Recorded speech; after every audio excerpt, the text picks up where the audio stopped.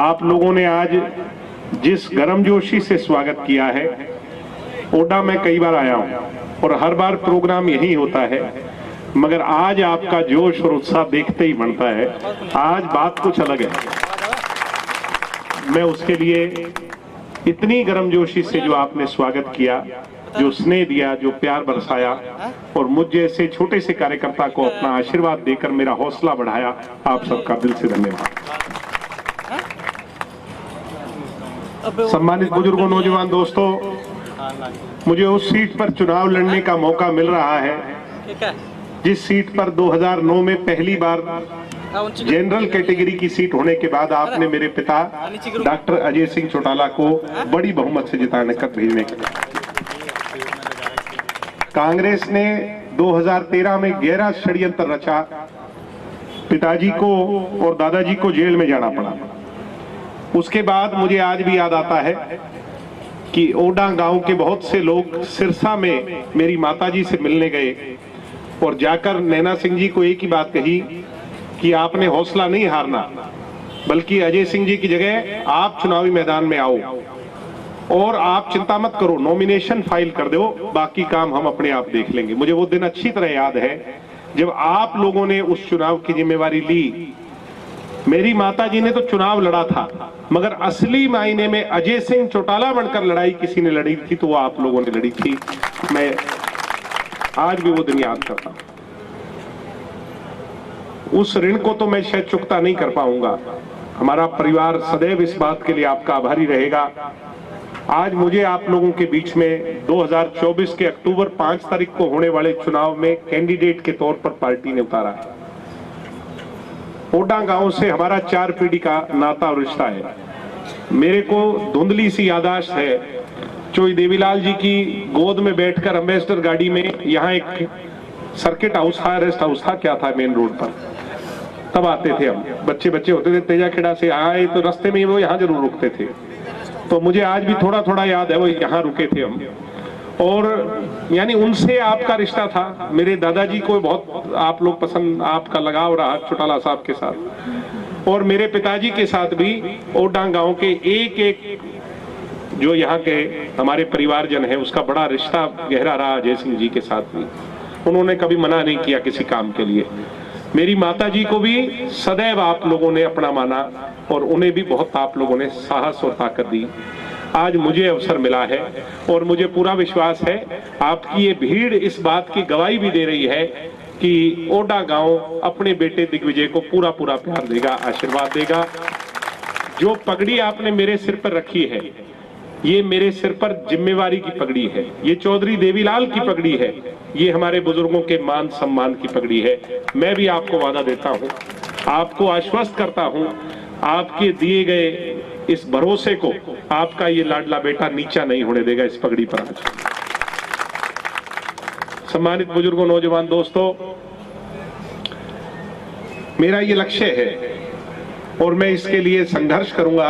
अगर मुझे अवसर मिलेगा तो मैं विधानसभा में पहुंच करके, अगर आप मुझे भेजेंगे तो मैं हर खेत में कैसे पानी लाया जाए, कैसे घग्गर के पानी को खरीफ चैनल्स बना करके हमारे क्षेत्र तक लाया जाए। मेरी सबसे बड़ी लड़ाई यही रहेगी कि किसान का भला कैसा हो, किसान की टेल तक पानी कैसे पहुंचे, किसान के पानी की समस्या को कैसे दूर किया जाए, किसान के खाड़े जो 20-20 साल से 15-15 साल से बने हुए हैं या टूट गए हैं, बद व्यवस्था है, उनको नए सिरे से कैसे बनवाया जाए, इसके लिए मैं लड़ाई लड़ने का काम करूंगा। ये वादा और विश्वास है आपको। एक अपने इलाके में बैठ जाओगे 2 मिनट, राज्यपाल जी बैठ जाओ, यहीं बैठ जाओ। अपने इलाके में नशा बहुत फैल गया जी, और नशे ने, ये मेरी माताएं बहनें इतनी दुखी हैं इस नशे वाली बीमारी से कि हम बहुत दुखी हैं।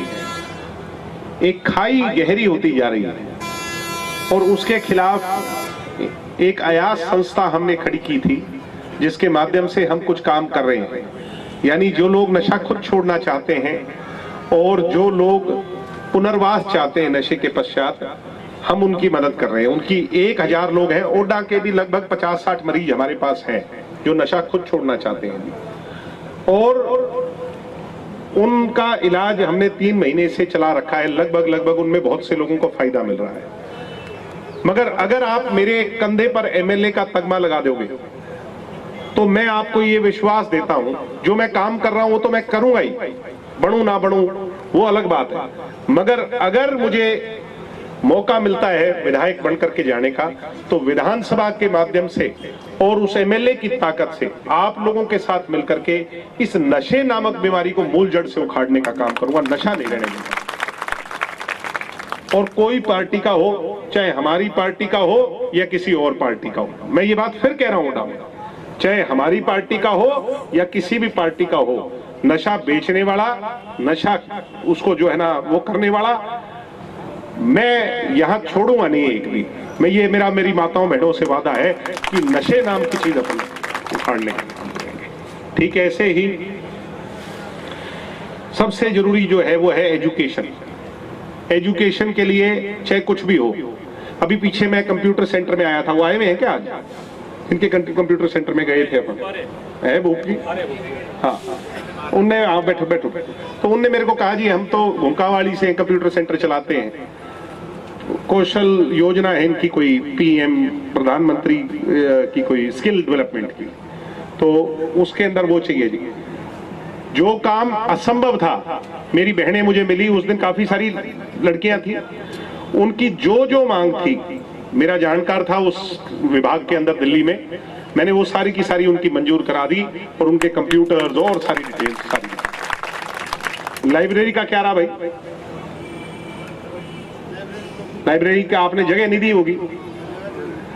मैं तो कहा था आपको कि मुझे जगह जगह दे दो, लाइब्रेरी बनवाना मेरा काम है। मैंने 40 गांव के अंदर लाइब्रेरी बनवा दी आप लोगों के सहयोग से, और वो तो टारगेट हम 70 की 70 का पूरा कर लेते, मगर मेरे चाचा अमित सिहाग मानते ही नहीं है। टांग अड़ाड़े बिना उनकी आदत ऐसी हो गई है, जैसे एक आधा वो चुगलखोर होता है ना, तो वो उस तरह की आदत हो गई मेरे चाचा जी की।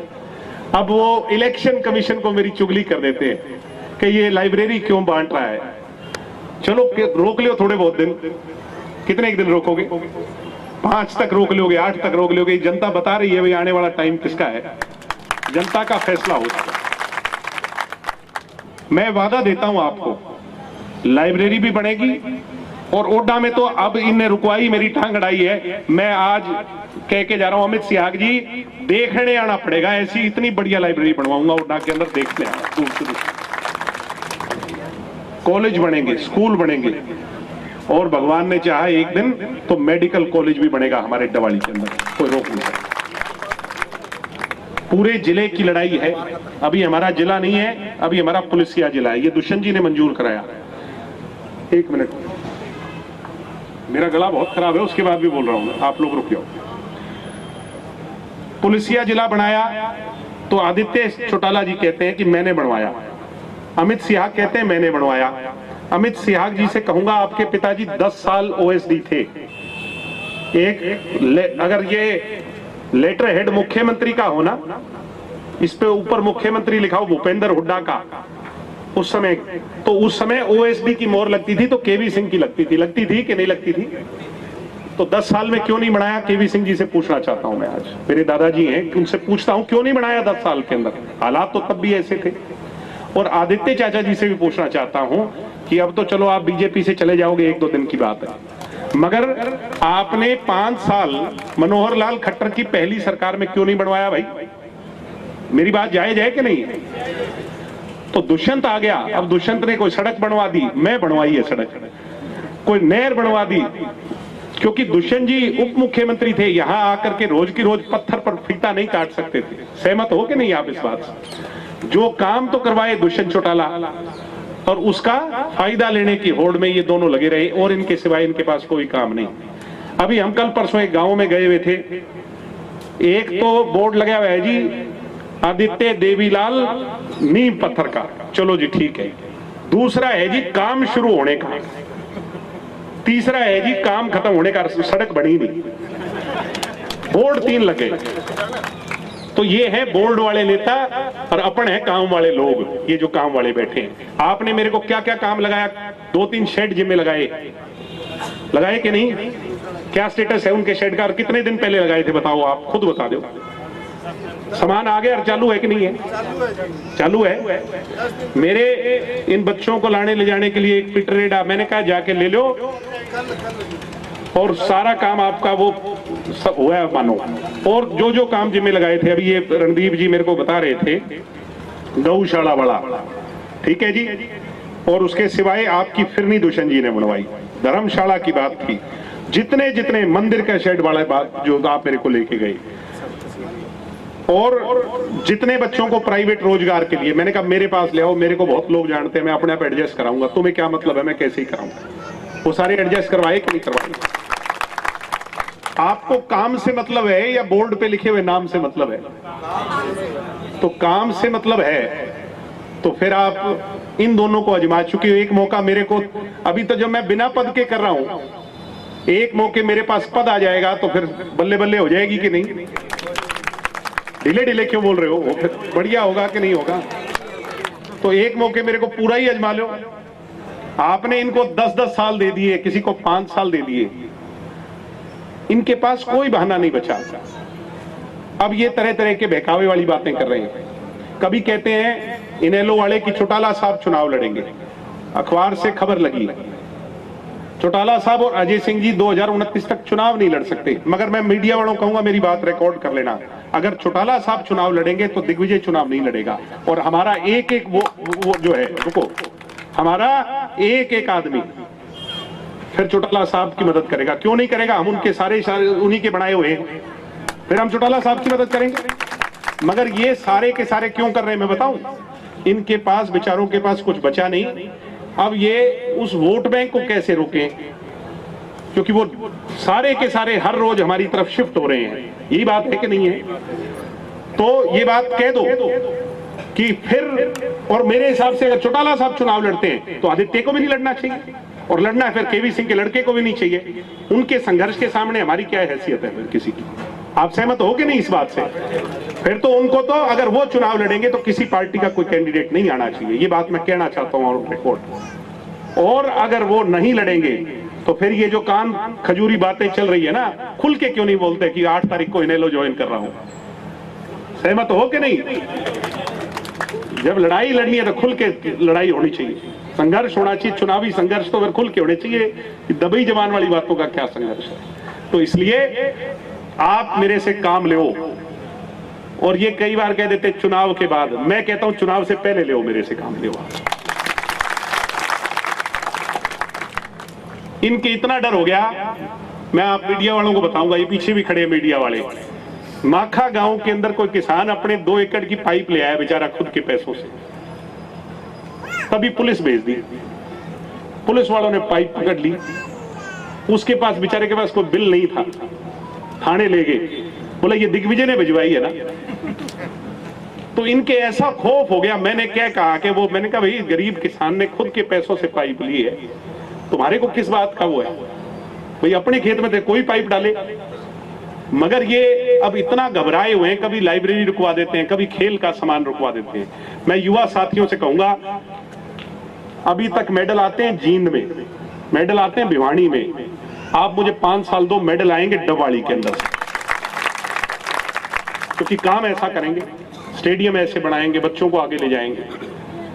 हमें बदलाव के लिए काम करना है, डबवाड़ी को नंबर 1 कैसे लेके जाना है। और बोलने में तो मैं वहां छोड़ूंगा नहीं कमी, अगर आप मेरे को भेज दोगे, क्योंकि सारे दिन ये छात्र राजनीति में बोलने वाला ही काम सीखा है। आपको कोई शक है क्या बोलने में मार खा जाऊंगा मैं? तो बस बोलने वाला चाहिए यार, काम करवाने वाला चाहिए आपको। सारे काम आपके बढ़िया हो। माताओं बहनों की सम्मान में कभी आंच नहीं आने दूंगा, बुजुर्गों की इज्जत में कभी कमी नहीं आने दूंगा, आपकी पगड़ी नीची नहीं होने दूंगा, नौजवानों का काम करना। आप मेरे पर भरोसा करो, और मुझे उम्मीद है आने वाली 5 अक्टूबर को चाबी आप जो है उस पर मशीन पर दबा दबा के यहां से हवा चलाओगे। वो कहते थे लहर चलती है जी महम से, पुरानी बातें हो गई, अब लहर चलेगी यहां से जो है डबवाड़ी से, और तूफान बनेगा। ये चलनी तो शुरू हो ही गई, देख लो हवा ठंडी ठंडी, ठीक है कि नहीं? और किसी भी गरीब आदमी के घर पे अगर छत की बात है, मैं करवाऊंगा। वो जो है ना आप, और इसमें भेदभाव नहीं करेंगे। जो सबसे बड़ी हो रही है, कांग्रेस वाले अगर एमएलए बन गया तो वो अपने वाले दे देता है, फार्म इनके मंजूर कर दो जी, नाजायज का हो जाता है, जायज रह जाता है। किसी का मकान की बात है, चाहे किसी गरीब की मदद की बात है, कोई पार्टीबाजी नहीं होगी, जो जायज है उसकी मदद होगी, ये मैं वादा रहा हूं। 36 बिरादरी हर वर्ग को साथ लेकर के चलेंगे। बातें बोलने की बहुत है, मगर आगे लेट हो रहे हैं। मैं तो आपके बीच में आता रहूंगा। आज तो हम सुनने आए हैं श्रीमती नैना सिंह चौटाला जी को, वो आए और अपनी बात रखें। आप सबका बहुत बहुत धन्यवाद। एक बात और भूल गया जी, 10 तारीख को मैं नॉमिनेशन भरने जा रहा हूं। मैं नॉमिनेशन नहीं भरने जा रहा, डबवाली अपने विकास का नॉमिनेशन भरने जा रही है। तो उस विकास के भविष्य के नॉमिनेशन में आप सारे आओगे? आओगे तो नैना सिंह चौटाला जी को दोनों हाथ खड़े कर करके विश्वास दिलाओ। मीडिया वालों को कहूंगा, मैं देख लो सारे के सारे। अगर एक गांव से इतने आएंगे तो सोच लो 70 गांवों से कितने आएंगे, और शहर वाले कितने हो जाएंगे, और फिर हरियाणा से कितने आएंगे। इसलिए मैं कह रहा हूं कि ये दिन दोनों को भी मेरे सामने 10 तारीख को भी भरना चाहिए पर्चा। पीछे ना हट जाइए कहीं, कोई मंगलवार का बढ़िया दिन है, कह दो उसी दिन भीड़ की आजमाइश हो जाए, किसके साथ कितने से रहे, होने चाहिए कि नहीं।